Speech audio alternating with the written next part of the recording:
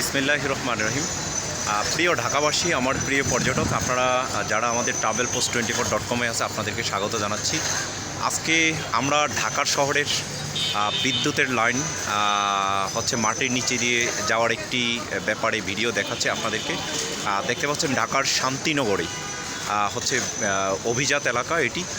দেখা যাচ্ছে পীর সাহেবের গলির সামনে থেকে হচ্ছে প্রতিটি বিদ্যুতের লাইন হচ্ছে রাস্তার নিচে দিয়ে হচ্ছে নিয়ে যাওয়া হচ্ছে। আমরা দেখতে পাচ্ছি ঈদের সময় এই কাজটি ধরেছেন। আমরা মাননীয় সিটি কর্পোরেশনের মেয়র এবং হচ্ছে অন্যান্য যারা সংশ্লিষ্ট রয়েছেন, বিদ্যুৎ মন্ত্রণালয় সহ এলজিআরডি মন্ত্রণালয়, সকলকে অনেক শুভেচ্ছা জানাচ্ছি এত সুন্দর একটি আয়োজন করার জন্য। পৃথিবীর বিভিন্ন দেশে দেখা যাচ্ছে হচ্ছে রাস্তার মাটির নিচেই হচ্ছে বিদ্যুতের তার থাকে, আর যেই বৈদ্যুতিক এই তারের জন্য হচ্ছে বিভিন্ন সময় দুর্ঘটনা ঘটে।